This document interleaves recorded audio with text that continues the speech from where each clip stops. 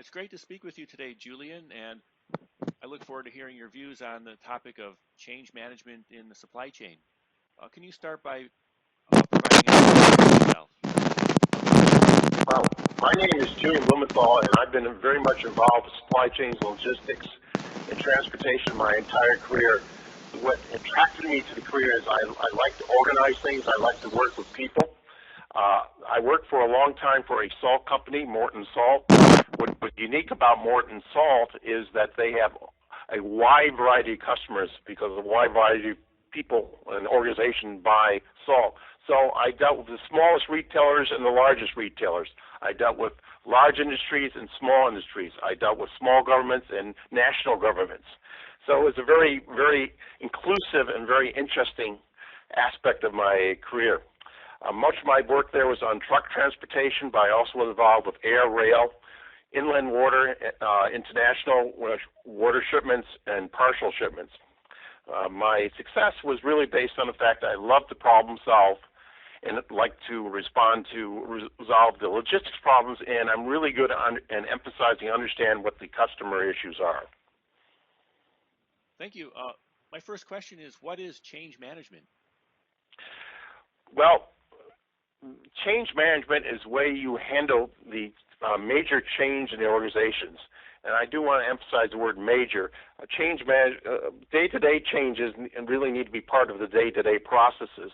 But along comes the way that virtually every organization over time will have major changes to their market, major changes to their environment, but change management is an organized way to respond to those challenges and be able to successfully change the organization. And how can I would ask. Oh, okay. I want to just add one little thing. If you are interested in having a little bit of fun, go to Google Images or probably any other search engine images and type in the words change management, and you will see about 100 to maybe 200 different change management diagrams. Can you talk about how change management can be applied in the supply chain? Yes. Change management is almost required to be in the supply chain because significant changes in the supply chain are going to happen. New customers, expanding the organization, contracting the organization, the markets will be constantly changing. So that's why change management needs to be done. Change management usually has 5 major features. Request for change, impact analysis, approval and denial of the changes, an implementing part, and a reviewing part. Where have you seen some good results? I've seen good results a couple places. One of them is the organization I used to work with, Morton Salt, put in a new order entry system. This was about 15 years ago. But the old order entry system was out of date, it was inefficient, it was costly, and certainly did not provide the information that was needed.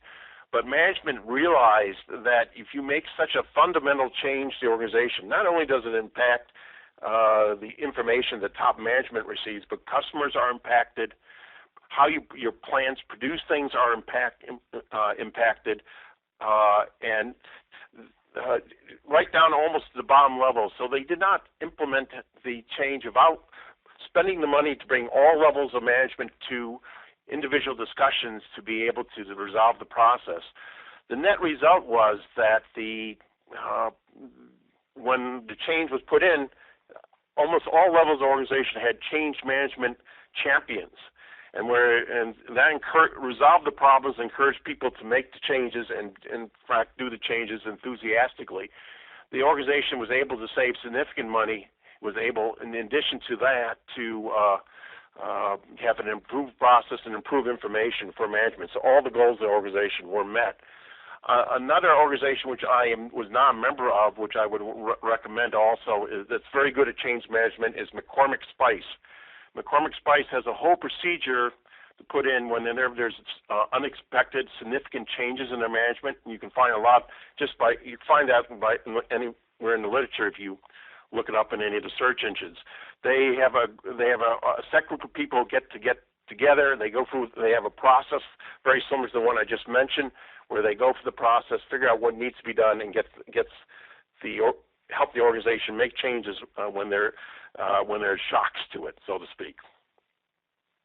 And thank you, Julian, for sharing these views on change management in the supply chain. Okay, thank you. It's been a pleasure talking to you.